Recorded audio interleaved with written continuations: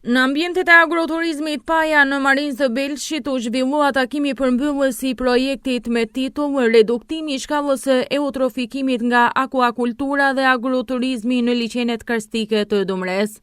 Ky projekt i zbatuar nga Shoqata e Resurseve Gjenetike të Bimeve, me koordinator profesor Dr. Fetaj Lezi, kishte si qëllim rritjen e ndërgjegjësimit dhe marrjen e masave konkrete për mbrojtjen e ekosistemit të liçeneve karstike të zonës së Dumres, të cilat përbën një pasuri të rëndësishme natyrore dhe turistike. Në këtë takim morën pjesë përfaqësues të subjekteve që ushtrojnë aktivitet në fushën e peshkimit dhe agroturizmit pranë liçeneve të përfshira në projekt, si dhe përfaqësues të Bashkisë Belsh dhe administrator të njësive administrative ku ndodhen këto liçene. Gjatë takimit u prezantua në rezultatet e arritura nga projekti, ndërsa u diskutua edhe mbi sfidat që lidhen me mbrojtjen e mjedisit dhe reduktimin e ndikimit të aktiviteteve ekonomike në liçenet e Dumres, konkretisht në liçenet e Belshit, Mërhojës, Degës, Cestijes dhe Marinës. Të nderuar teleshikues, sot kemi ardhur në ambientet e agroturizëm Paja, masi bëhet një takim përmbyllës për mbrojtjen e liçeneve nga Shoqata e Resurseve Gjenetike me profesor Fetaj Lezi. Në këtë takim marrin pjesë specialistë, marrin pjesë përfaqësues të Bashkisë Belshit, shoqatat të peshkimit, të cilët do të diskutojnë për këtë projekt, për rezultatet e këtij projekti. Ky projekt besoj se do shtrihet edhe në liçene tjera, pasi për momentin është shtrirë në 4 liçene. Atëre në ndiqni. I nderuar zëvendës kryetari i Bashkisë Belsh, zoti Marilén Bali, të nderuar zoti Melt Sokoli, e nderuar zënjusha Meri Zeneli, drejtues të këtij projekti, pran Green Ale. Është kënaqësi për mua t'ju falenderoj për pjesëmarrjen tuaj në këtë takim, për mbylljes të projektit reduktimi i shkallës së eutrofikimit nga akvakultura dhe agroturizmi në liçenet karstike të Dumres.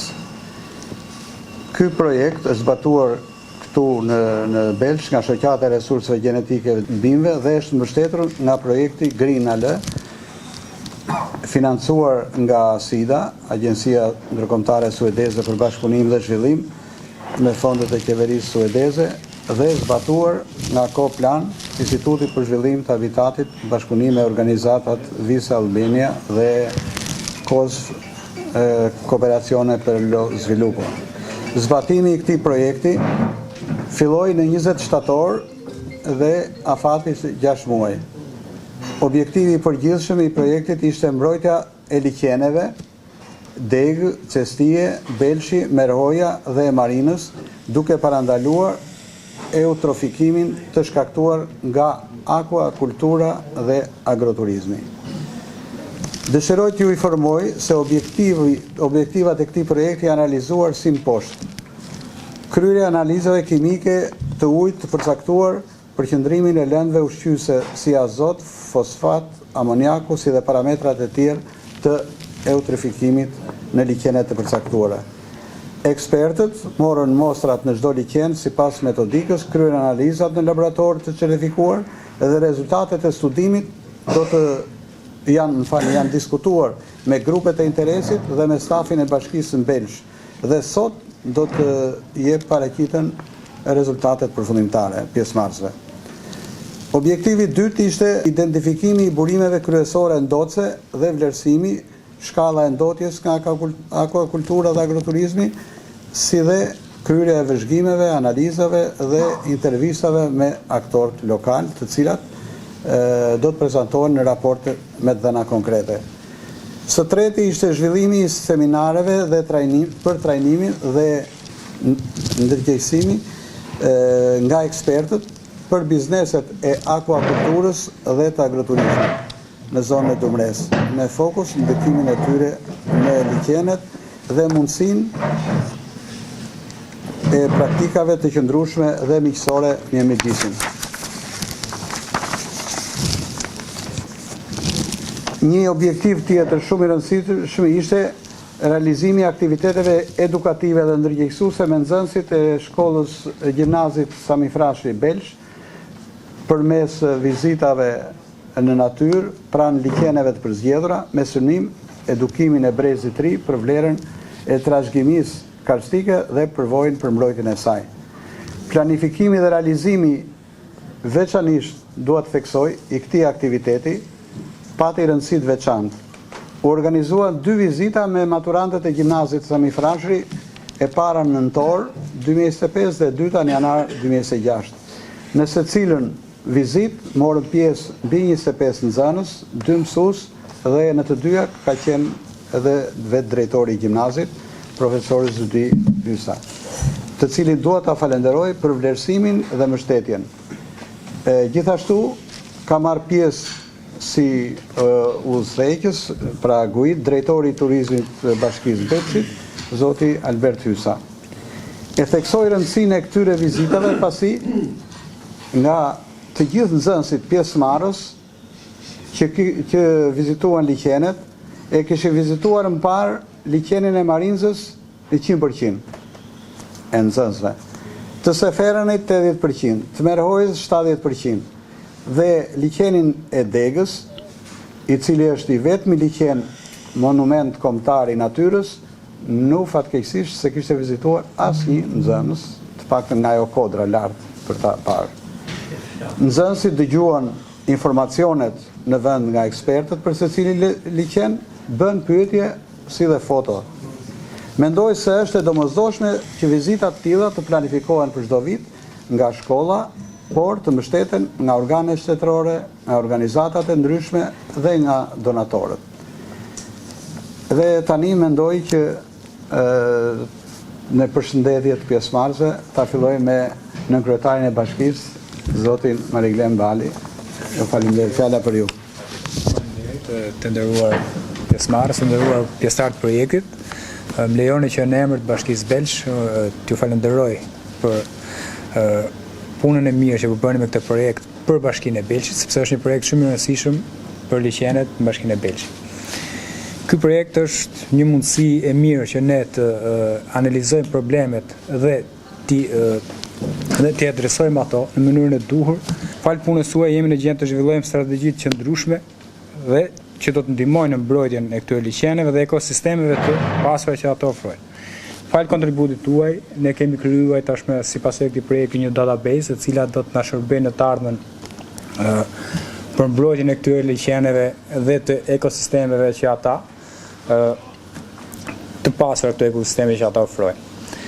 Unë në fakt nuk do zgjatem shumë, thjesht një falënderim për ju, do të uruar një punë barë në projektet e ardhshme, natyrisht në Belsh. Faleminderit gjithë. Një herë faleminderit për organizimin e këtij aktivitetin që në fakt është i rëndësishëm për të kuptuar në një farë mënyrë edhe pikat e forta dhe pikat e dobta që kanë dalë në kuadër të këtij monitorimit të rëndësishëm për sa i përket cilësisë ujërave, po edhe nivelit eutrofikimit të këtyre liçeneve.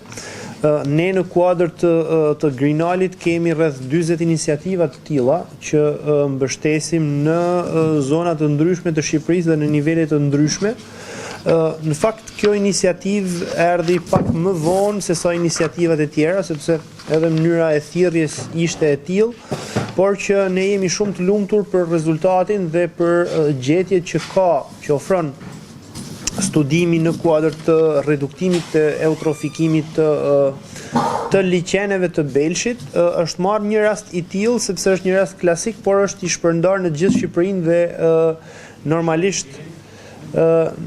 normalisht është i nevojshëm që një politikë e tillë ose të dhëna të tilla të jenë pjesë si mund të themi e bashkive, pra institucione në nivel vendor, po edhe institucione në nivel qendror që të kenë evidenca sa më të mira për ndërmarrjen e aksioneve në kuadër të reduktimit të eutrofikimit në trupat ujor të ndryshëm, si në liçene, ndoshta në lume apo edhe në trupa tjerë ujor.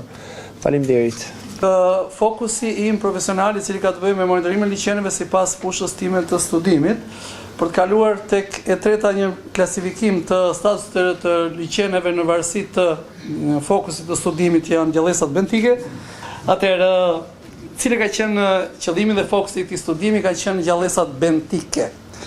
Dikush që mund të ketë lexuar rastësisht në për rrjetet sociale, në për kurrikulat shkollore, termi bentik mund t'i vijë ta vras veshin, por unë po e shpjegoj shumë thjesht.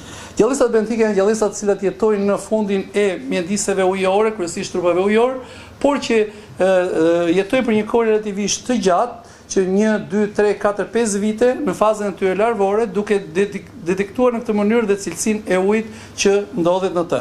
Do të thotë që nëse unë e gjej atë gjallësë në moshën 2 vjeçare, tregoj për 2 vite cilësia e ujit ka qenë e mirë. Për 5 vite cilësia e ujit ka qenë e mirë. Por nuk është vetëm kjo, ka të bëjë me abudancën ose sasinë e këtyre individëve, ka të bëjë me llojin specifik që gjendet në atë mjedis ujor. Atë ne u nisëm për të bërë një vlerësim dhe këtu duhet ndalem pak që e kemi nisur këtë projekt në fazën e fundit ku këta kishin ngel tek grandet e dedikuar apo jo, duke lexuar të tjerë që mbaruar afati dhe po shikonin pak që kjo gjë ishte e pamundur nga pikpamja e buxhetit edhe të tjera veprime. Por megjithatë ne e morëm nismën që ta linim këtë si kontribut ose si hap i parë për të ecur më tej. Kështu që ne vlerësojmë në këto gjallësa, vlerësojmë dhe statusin ekologjik nëpërmjet këtyre gjallësave. Ka pas 2 objektiva, të paktën për mua si ekspert, e para të vlerësoj cila është taksonomia ose këto gjallësa për t'i ditur me emra me mbiemra në thonjza, cilat janë, dhe për të bërë një vlerësim të cilësisë së ujit në bazë të indekseve biotik. Indeksi biotik do të thotë që këto gjallësa konvertohen në një numër. Ky numri konvertohet në një cilësi dhe kjo cilësi konvertohet në një buzëqeshje ose në një mërzitje me cilësinë e ujit. Atëherë, të gjitha këto bëhen sepse Shqipëria është duke implementuar fashikujt për direktivën europiane të ujrave, e cila është direktiva e vitit 2000 që vendet anëtare kanë pas deri në vitin 2015, por tashmë ne jemi duke implementuar këtë gjë. Biles edhe unë vetë jam pjesë e stafit të Shqipërisë për implementimin e kësaj direktive dhe në fundi muaj do kemi edhe një trajnim në Universitetin e Bokut që ka marrë përsipër në Shqipëri për të implementuar dhe ngritur kapacitetet për direktivën e ujrave në bashkëpunim dhe me Agjencinë e Menaxhimit të Burimeve Ujore. Pse një nismë e tillë? Liçenet karstike janë duke u trajtuar për të futur si fenomene në UNESCO, sepse fenomeni i karstit është unik për periudhën e formimit të tij, për atë vlerat që ka i bart nga pikpamja e biodiversitetit, nga pikpamja ekonomike, nga pikpamja kulturore, fenomenet dhe një sër elementesh të tjerë. Megjithatë ne po e shohim në lidhje me gjallësat shtazore dhe ato bimore, ku së fundmi un kam kënaqësinë duke ndjekur rrjetet sociale që kam parë një pelikan, që është pelikani Kaçorrel ose pelikani dalmatin, pelikanus crispus në liçenin e Belçit. Kjo është një element shumë i rëndësishëm sepse ai kur vjen aty ai gjen gjallësën që ushqehet, nuk është vetëm sepse më shqetësohet, por gjen gjallësën që ushqehet. Por gjallësa ka ardhur si rezultat i këtyre gjallësave të tjera që po studioj unë dhe tregon që kemi të bëjmë një efekt zinxhiri që maja e zinxhirit në këtë rast është pozitive. Këto gjallësa që jetojnë në këto mjedise kanë disa përparësi që mund monitorohen lehtë, nuk na shqetësojnë, numri i tyre është i madh. Mund të janë pa kosto me një mikroskop të thjesht, një punonjës mund ta realizojë dhe të japë një raport një punonjës i mjedisit në bashki. Kështu që janë tepër efektive. Përpara se të bëhet studimi, bëhet një vlerësim i përgjithshëm, vizual, e quajmë ne me ndihmën e një matrice rreth atij mjedisi ujor, ku vëzhgohen me sy të lirë se nëse ka subjekte apo s'ka subjekte. Shihet nëse ka rrjedhë të ujëra të zeza apo jo, një baxhe po derdh apo nuk po derdh. Ka akuakulturë dhe ka hedhur dhe ka ndryshuar niveli ngjyra e ujit e kështu me radhë. Dhe këto ne kemi marrë në konsiderat dhe kemi reflektuar edhe tek raporti në lidhje me cilësinë e ujrave. Por përgjithsisht liçenet kanë filluar sepse përgjigjja juaj që prisit gjithë nga mua është, "Ore, kush është më i pastër, ku të lahem unë?" Ose kush është më i miri, kush është më i keqi? Dhe kujt do ti kushtoj më shumë rëndësi. Këtë do japim dhe në fund. Atëherë, për sa i përket llojet e organizmave, ne i quajmë taksa ose grupime të gjallësave. Liçenet kanë këtë klasifikim. Marhoja, liçeni Marhojës ka numrin më të madh të taksave, Çestia vjen më pas, liçeni Belçit dhe Dega e kanë pothuajse të barabartë, liçeni Marinës e ka në nivel më të ulët për qëndrimin e taksave. Argumentimi pse do ta japim pak më vonë. Të ngrem një sistem monitorimi për gjithë bashkinë e Belçit dhe për të gjithë liçenet ata cilët kanë ujë permanent gjatë gjithë vitit, të trajnojmë staf, të trajnojmë student, cilët jenë kompetent për këtë komponent, për monitorimin. Ndoshta ai mund të bëjë analizat kimike, mund të bëjë edhe këto biologjike, sepse shumica mbarojnë dhe biokimia, kanë informacione bazike i kanë. Pastaj të ngrijmë një databazë bentike për liçenet, se cilat lloje jetojnë të liçene. Këto dim, jetojnë 5-10 lloje të këtyre gjallëzave që unë kam për fokus studimi. Pse jo edhe për shpendët, pse jo edhe për amfibët, pse jo edhe për algat, pse jo për protozoarët. AMBU-ja është duke ngritur një sistem, duke krijuar një databazë të mirë. Mendoj që ata do ta bëjnë të vetëm, por mund të kenë këtë gjë, mund të marrin 3 liçene kryesore. Marrin Çestin, marrin Belçin, marrin dhe Mërhojën edhe i fusin. Ndërkohë ne ta kemi një të tonin për të parë se cilat do të jenë efektet. Mirë, ky është prezantimi si lidhet drejt për drejt me fushën time. Nga profesoresha do të dëgjoni komponentin kimik. Punoj për 15 vite si staf akademik dhe merrem me studime përsa i përket ajrit dhe cilësisë ujrave, po nga 2015-a, 11 deri tashmë. Merremi me këtë fushë sepse përveç se jemi të apasionuar, shikojmë që ka një problematik dhe ka një etje nga studentët për njohuri të reja, pavarësisht se gjithkund dëgjohet që ka një rënje të nivelit të tyre, unë them që vazhdojnë ta duan shkencën edhe ata pak studentë që na kanë ngelur, dhe të duan ta ndihmojnë Shqipërinë, pse jo të jemi në standardet europiane që tashmë edhe po tentojmë të aderojmë në to. Për këtë projekt, si eksperte jam edhe unë në fushën e analizave kimike, do falenderoj profesor Fetaun, profesor zotin Imeldin, mentorin dhe zonjën Neri, që na i mundsuan të ishim pjesë e fushës e kësaj ekspertize. Unë do i bie shumë shkurt sepse Bledi na i tha pasyrën e qartë se kush ishin qëllimet e këtij studimi, kush ishin pikat e monitorimit të liçeneve të Belçit, kështu që do shkoj direkt tek rezultatet dhe tek parimisht e metodologjia e marrjes së mostrave, sepse mostrat kimike kanë një metodologji ndryshe nga mostrat biologjike dhe më pas të rezultatet e tyre jemi referuar standardit ISO për marrjen e mostrave. Mostrat janë marrë vetëm në një pikë referuese, u tha dhe arsyeja pse, duke qenë se ishte një projekt me një buxhet të vogël, ne u munduam maksimalisht të bënim të mundur që të përfshinim dhe një gamë të gjerë të parametrave, mos ta ngushtonim shumë, kështu që nuk mund të merrnim disa, se mirë është të merren disa pika, u munduam që pikat e mostrave të merren në mes të liçeneve. Për këtë morëm varg ku ishte e mundur dhe ku jo hym vetë për t'i matur këto parametra të paktën ato in situ dhe për të marrë mostra për t'i çuar në laborator.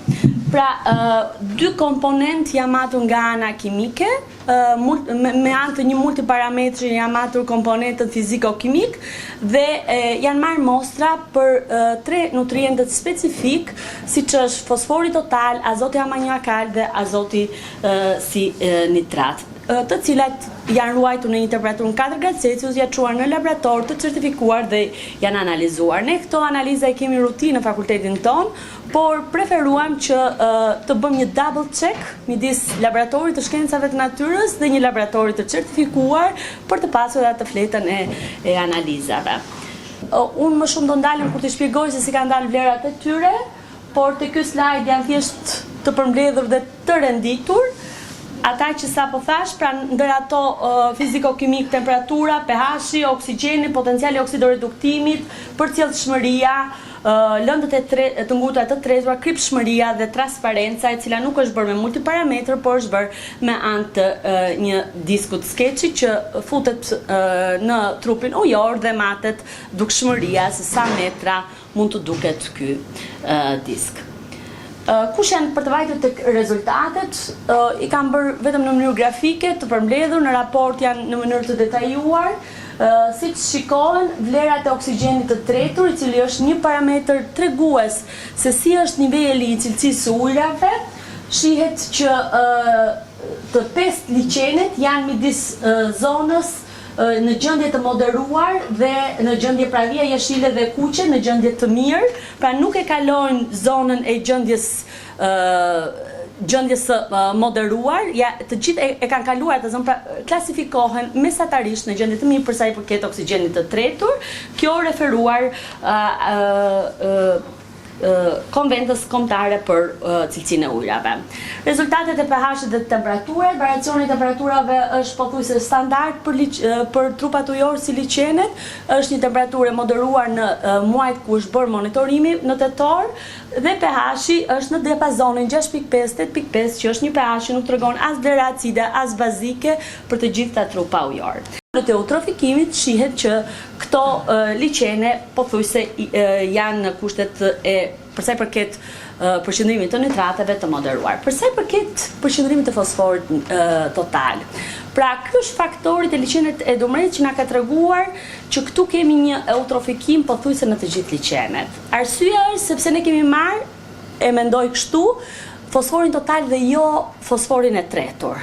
Amoniakun dhe nitratet është pjesa e tretur e azotit. Pra janë disa faktorë që mund të kenë ndikuar, siç e tha Blendi, ne kemi bërë një studim se vizibiliteti se kush ndikon realisht dhe çfarë zhvillimi ka secili nga liqenet, po pothuajse këta janë shumë afër me njëri tjetri dhe njëri faktor mund të ndikojë tek faktori tjetër dhe të gjithë liqenet. Në përfundim do thoja që të gjithë këta janë të ekspozuar ndaj presionit antropogjen, siç e pa, ka kushte tipike të sistemeve kastike, siç pam një për temperaturën dhe pH-in që s'kishte pothuajse fare, nuk ka një stres termik, por një mineralizim të moderuar të tyre, oksigjeni i tretë është përgjithsisht i mirë në gjendje të moderuar, transparenca është një tregues i kushteve eutrofike të tyre territorit tonë. Unë ju falenderoj për vëmendjen. Pjesëmarrësit theksuan në rëndësinë e bashkëpunimit mes institucioneve, komunitetit edhe bizneseve lokale për të garantuar ruajtjen e këtyre ekosistemeve të veçanta, duke e parë zhvillimin e qëndrueshëm si një mundësi për të mbrojtur natyrën dhe njëkohësisht për të zhvilluar turizmin dhe ekonominë e zonës. Takimi përmbyllës shërbeu gjithashtu si një hap i rëndësishëm për të ndarë përvojat dhe për të vendosur baza të forta për iniciativa të tjera, që synojnë mbrojtjen dhe zhvillimin e qëndrueshëm të liqeneve karstike të Dumres.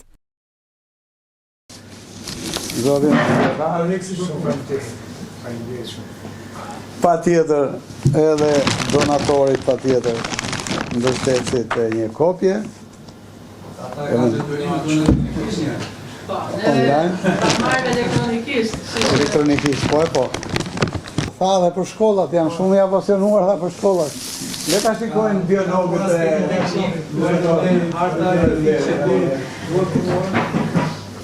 Po përpara herë unë duhet të falenderoj punën e mirë që kishin bërë profesorët, punën kërkimore shkencore.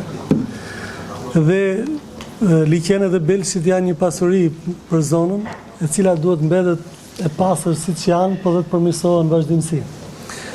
Roli ju në këtë mes është për të bërë një ndërgjegjësim të rive, gjatë cilin jemi munduar ta bëjmë edhe nëpërmjet projektit, ku profesori na ka ftuar në disa vizita që kemi bërë. Ne kemi bërë në fakt 2, u përmendën dhe në fjalën që mbajti profesori, 1 dhjetor dhe 1 janar, kur të rit u njohën me gjendjen aktuale që kishin liqenet dhe me punën që po bëhet për të mbrojtur pastërtinë e tyre. Sigurisht në të ardhmen ne do ta mbajmë parasysh porosinë e dhënë që pse jo, në ato mini projektet që ato bëjnë në fushat përkatëse të lëndëve që mësojnë në shkollë, të zgjedhin dhe tema konkrete nga zona, nga liqenet, nga se si është ecuria e përmirësimit ndodhjes tyre ose e përkeqësimit ndodhjes tyre. Edhe në vazhdimsi, ne do jemi prezent ndoshta në projekte të tjera, sa herë që do të ketë nevojë për pjesëmarrjen e të rive, ne do jemi prezent. Ju falenderoj atëherë. Falenderoj për punën e mirë që kanë bërë 2 profesorët. Një punë mund të them e përkryer, me fjalë me dhëna shumë të sakta të këtyre. Ndërkohësisht falenderoj profesor Petaun, si nismëtar i kësaj punit, dhe donatorët cilët e kanë vlerësuar si projekt propozim që është kryer. Unë do të them që në fakt ja vlen që ky projekt të zgjerohet edhe në liqene tjera. Sepse kur kemi parasysh 84 liqene, 5 liqene janë një minimum shumë i vogël. pavarësisht se janë liçenet mëdhej, por duhet zirohet në liçenet të tjera. Nëse donatori, domethënë, e vlerëson që është bërë punë shumë e mirë në këto. Për këto mirëmarrje, këto gjëra tha dhe profesor Zyta që me nxënësit, sepse në fundit, domethënë komuniteti edhe bën ndotje dhe bizneset bëjnë ndotje, pra të gjithë përdoruesët bëjnë ndotje të liçeneve dhe ne themi që jo vetëm mos ndosin, por dhe ta mirëmarrin, domethënë këtë. Kto kam i falenderoj përsëri. Faleminderit. Disa njerëz të caktuar për këtë punë, duke qenë që edhe kjo manual është një letër me vlerë që ata të punojnë me këtë manual. Kështu që mi falenderoj shumë. Është një projekt goxha i vlefshëm për Bashkinë Bekë. Faleminderit. Nisur nga le të themi nga vlerësimi që ju bët për sa i përket shkallës së ndotjes apo eutrofikimit të urave të tjera me radhë. Pra, besoj se një pjesë e mirë e banorëve peshkojnë tek këto liçene, pra dhe përdorin peshkun si konsum përditshëm. Pra, sipas jush, është le të themi safe, është e sigurt pra konsumimi i peshkut i cili peshkohet në urat e këtyre liçeneve, të cilat neve kemi analizuar. Për fat mirë, zona jonë nuk ka industri. Kjo është pozitive. Që ne kemi qenë të pastër deri diku. Dhe mund të themi që jemi të pasur, kemi pasur burime të aspektit industrial. Por invasioni është shumë afër. Okej, por ai është afër. Po, me ta Është afër, sepse e kuptoj depozitimet ajrore bëjnë të vetën. Kjo është e vërtet, po të paktën ne këtu që të lidhen drejt për drejt. Ushqimi që marrin liçenet me ndihmën e jashtëqitjeve, sepse kjo ka qenë dhe nisma dhe këtu e kemi nisur në atë pikën tonë, është përmbajtje organike. Dhe përmbajtja organike shërben që të rrisë vegetacionin makrofitet në mjedisin ujor. Rritja e makrofiteve lidhet drejt për drejt me peshqit e familjet Cyprinide, sepse ata janë pikërisht ngrënë duke qenë se kanë dhëmbën në pjesën e faringut, dhëmbën faringien. Kështu që në një farë mënyrë rrisin bimësin dhe këtë bimësi e përdorin për peshkun që ushqehet me bim, që është herbivor.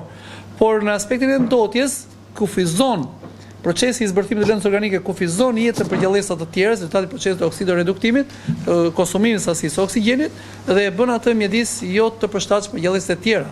Por për peshqit është okay, sepse këta tolerojnë këtë lloj ndotje mund të themi.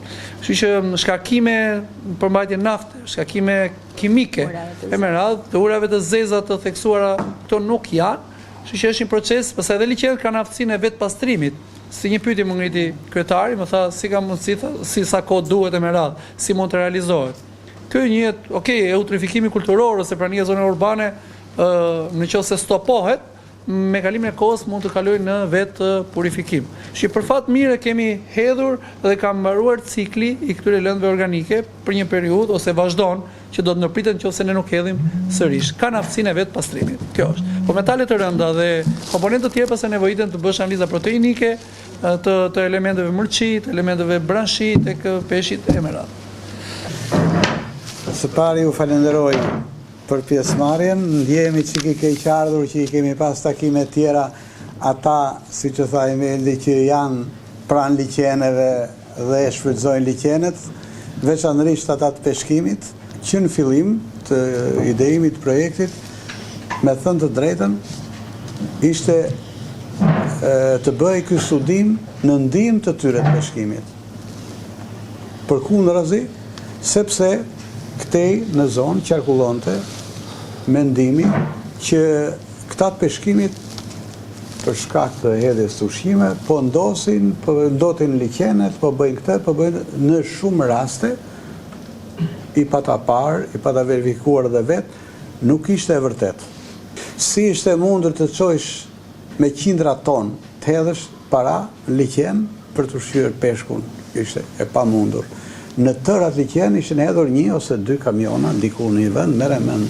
Pra, megjithatë, duhej një studim i tillë me fakte, me dhëna shkencore, me analiza laboratorike të plota dhe unë mendoj që kjo tani më është një bazë shumë e mirë, e saktë, e sigurt jo vetëm për bashkinë, po për gjithë faktorët e tjerë. Ne duhet të insistojmë që këto rezultate të bëhen sa tjetë e mundur e më shumë të ditura edhe të shërbejnë si bazë për të ardhmen. Unë i falenderoj Green Al për mbështetjen që na dha në këtë projekt që bën këtë studim të parë. Bledi e di më mirë, nuk kemi gjetur deri sot në një studim për këto liqene të thelluar në të gjitha këto aspektet që ose të publikuar. Dhe veç kësaj, edhe një detaj tjetër, duhet shumë të i falenderoj sepse në shtator kam insistuar në 2 takime që kemë bërë që të mund të fillonim direkt për të marrë të parën mostrat e ujit, analizat, ishte gjendja më kritike e liqeneve, rënja nivelit. Kemi bërë foto me Bledi, për shembull ke i Degës, edhe ishte në zhdukje totale e bimësia, dhe unë mendoj që që gjë shumë pozitive që u kap në momentin më kritik. Edhe u pasqyrua realisht janë dhënat. E kundërta është në këtë situatë tani, është në niveli më i lartë i liqeneve këto 20 vjetë të funit, i liqeneve tona. Në këtë kuptim, ndryshimet klimatike sjellin pasojat e veta, unë mendoj që duhet të dim të reagojmë në varësi me ndryshimet klimatike. E funit që desha të theksoj, përsa u parashtruan në atë manualin, sigurisht manuali është i nivelit lartë, shkencor, ka gjitha, por ne do të fillojmë, zoti nënkryetar, me hapat e parë, ne kemi detyrime, unë bashkë me kolegët, shefqetin, Halitin e tjerët, jemi një fazë që na shqetëson shumë tani kjo transferimi njohurive, knowledge transfer, dhe bashkia na i ka kriju kushtet, na ka dhënë dhe zyrë, dhe ne kemi kontribuar dhe do të jemi të gatshëm në gjitha drejtimet me të rinjt që janë pranë bashkisë. Ne jemi një zonë të bekuar, jemi kthyer këtu që, por besoj dhe shpresoj të rinjt do të ju kthehet dëshira dhe dashuria për ta mbrojtur këtë pasuri të madhe të natyrës. Ju faleminderit juve, faleminderit mbështetjes tuaj. E le të shpresojmë në të ardhmen që të kemi dhe studime tjera. Ju faleminderit. Të nderuar teleshikues, siç edhe në ndoqët, ne sot ishim në ambientet e Agroturizëm Paja, në një takim përmbyllës të organizuar nga Shoqata e Resurseve Gjenetike me drejtues profesor Feta Eliezi. Njëkohësisht, siç e tham, morën pjesë edhe specialistë për analizat, morën pjesë edhe përfaqësues të donatorit, dhe këtu u diskutu dhe u dhanë rekomandime. Atëherë faleminderit për vëmendjen dhe mirupafshim në emisione tjera.